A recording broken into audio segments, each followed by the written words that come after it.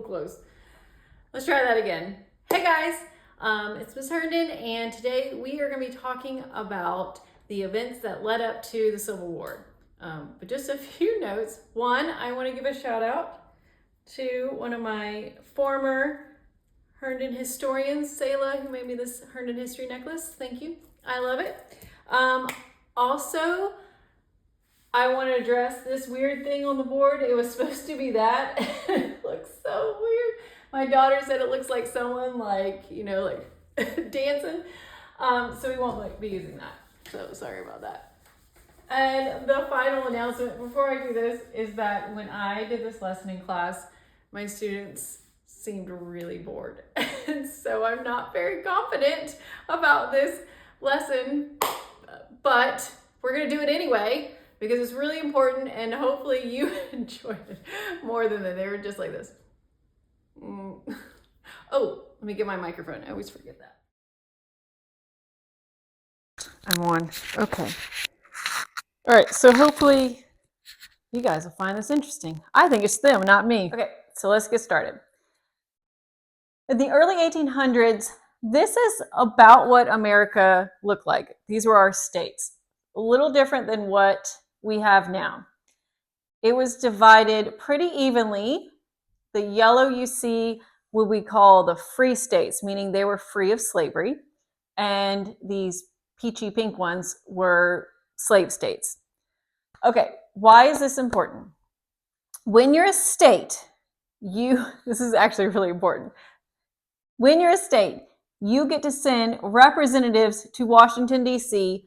to make laws that will benefit you and your community. Obviously, we can't all go there, so we send representatives.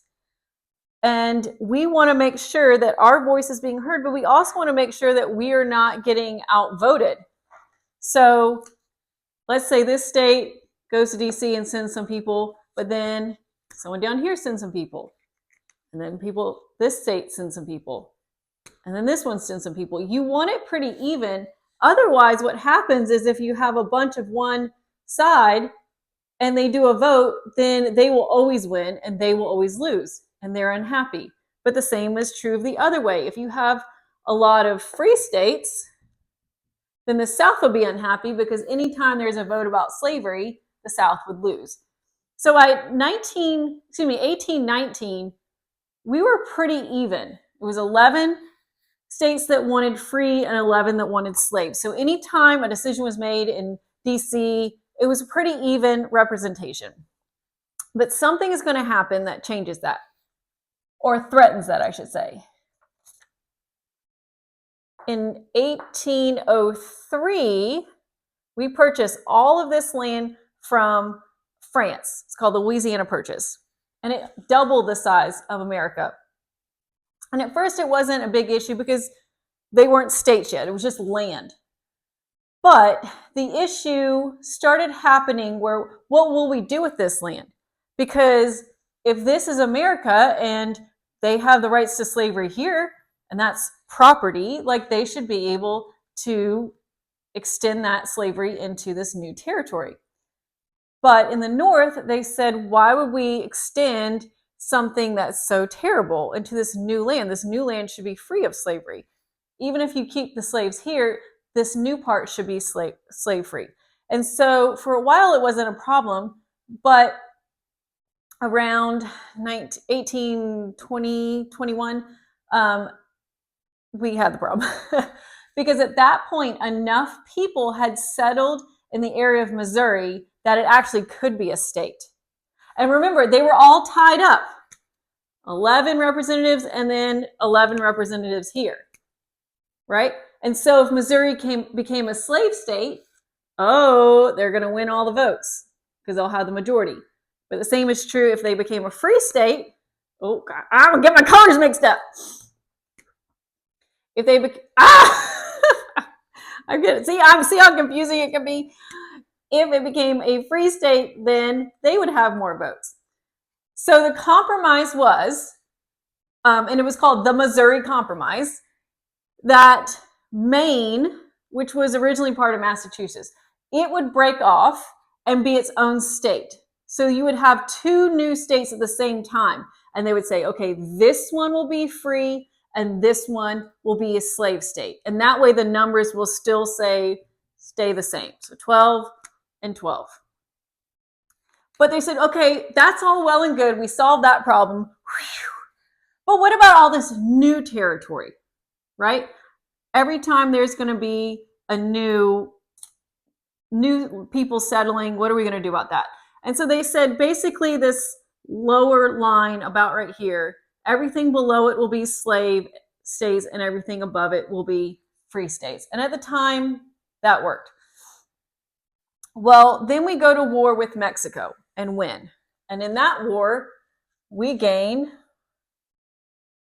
all of this land. Now, this was not from the war, this Oregon area, Oregon, Washington territory, we got that from Britain. And that was just going to be free, done. But now they said, same thing. Well, this new territory, are we going to keep it the whole, like follow the line all the way across? That's not fair. We're just extending more slavery. We don't want more slavery. But the South says, well, we do. So it's a whole issue again. So it's another fight. So in 1850, they come up with a new compromise. And in this one, they said, California will be free. Texas will be slave. And Utah and New Mexico, they said, we'll let them choose. We'll let the people vote. Okay, so that was the new compromise.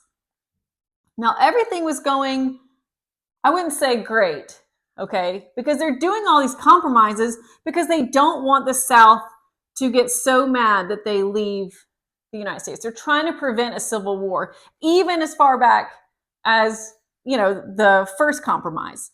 So they keep trying to make all these compromises to make everybody happy, to keep the country together. We're going to see that doesn't work, but they did try. Okay, so you have a senator from Illinois, Stephen Douglas. Now, Stephen Douglas, if you know, he debated, so many markers in my hand. He debated Lincoln to win. So Lincoln lost to be senator of Illinois, and Douglas won. Of course, Lincoln becomes president, so president's a little higher. But anyway, but at the time, Douglas won. Now, okay, this is where it gets good. There are railroads all on this original part, but there's not really railroads going out to all this new land, especially out to California. So Douglas says he proposes to create a transcontinental railroad that will go from California across the Nebraska territory and conveniently go into his state. Now, I think it's technically Omaha area, but if you look at maps, it does continue straight into his state, especially the city of Chicago, where he just happens to own a lot of property. And that property value will go way up if it happens to connect to a transcontinental railroad. So I think he's got some, interest in this going through. But here's the problem. Okay. I'll try to explain this the best I can. So all this blue area, it is actually not a state yet. In fact, there's nearly not a lot of people out there, which the South likes, because once there's states out here, then that's going to be more votes for the free states. And once we've added California and Oregon, they're already worried about becoming outnumbered. And so the last thing they want to do is approve a railroad that will bring people here and make it a state faster. Because the faster this area becomes a state, the faster they get representatives, and the faster they outnumber the slave states. So the South is like, no, we do not want a railroad. We do not approve that. And so Douglas is like, oh, what do I have to do to get them? Because he really wants this railroad, because he really wants his property to go up as well. I'm sure he had other reasons, but it's not going to hurt for him to get this railroad as well, financially. But anyway, so he really wants it. What can he do? What can he do to make the South agree to this? So The deal that he makes is this: what if, instead of this being free territory, we let the people vote, just like we did Utah and New Mexico? And we split it into 2 sections because they knew Nebraska was most likely going to be a free state. But by having Kansas, the Kansas is kind of in the middle. It could have gone either way. So they agreed to that.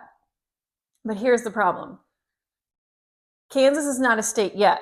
But as soon as it gets, I think it was 5,000 land-owning men, of course, into that area, then they can vote whether they want to be slave or free and become a state. And so everyone starts rushing to Kansas. People who wanted slavery rush to Kansas so that they can fill up the state and be the first to vote and make it a slave state.